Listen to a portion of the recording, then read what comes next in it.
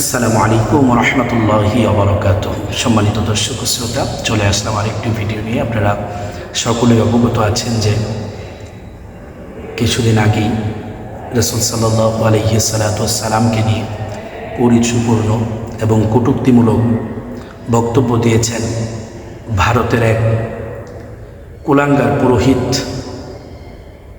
আসলে তার চেহারা দেখলেই মনে হয় সে কত বড় কুলাঙ্গার। ইতিহাস সবাই জানে,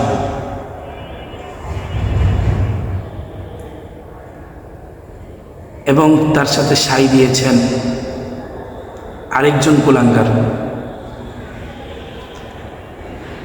মনে রাখবেন,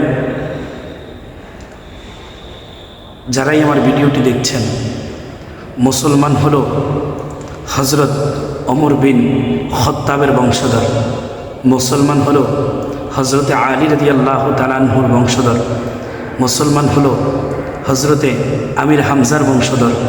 অতএব সতর্ক হয়ে যান।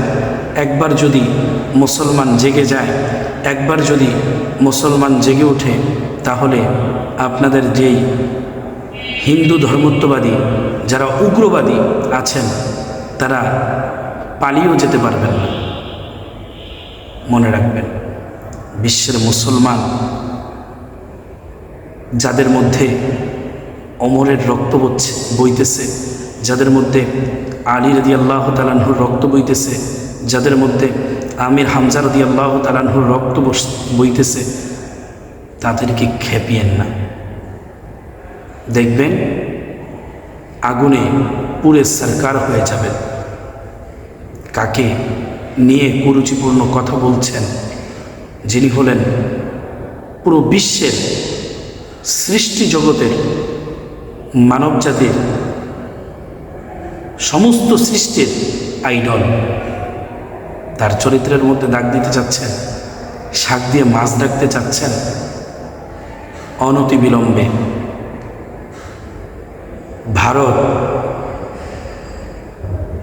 যে সরকার আছেন, আপনাকে বলছি, অনতিবিলম্বে তাদেরকে গ্রেপ্তার করুন এবং ফাঁসির সাজা দেওয়ার ব্যবস্থা করুন। আর না হয়তো প্রকাশ্যে এসে জাতির কাছে ক্ষমা চাইতে হবে। আর যদি এটাও না করেন, তাহলে মনে রাখবেন,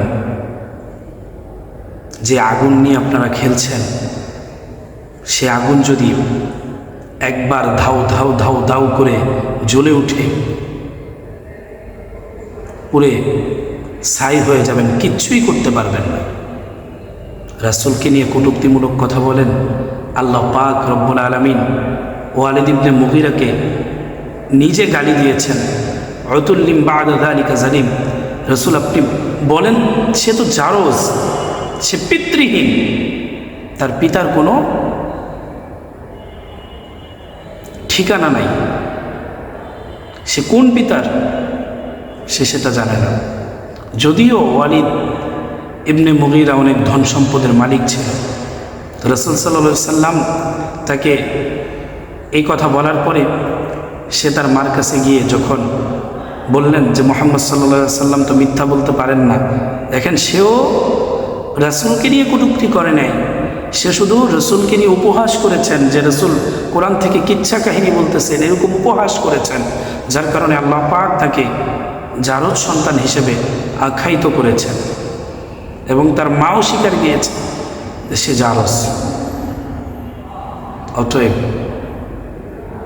আমার মুখে বলতে হবে না যে আপনারা জারজ।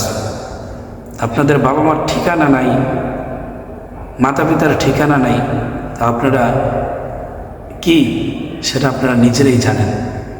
অতএব হুঁশিয়ার হয়ে যান। মুসলমানদেরকে বলবো, জেগে ওঠো মুসলমান, এখনই জাগার সময় হয়েছে।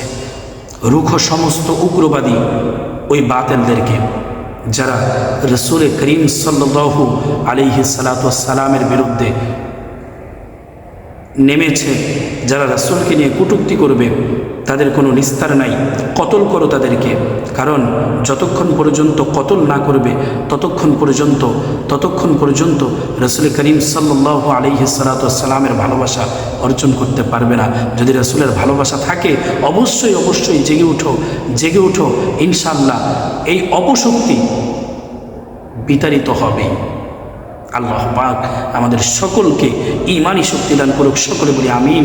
ওয়া আখিরু দাওয়ানা আলহামদুলিল্লাহি রাব্বিল আলামিন।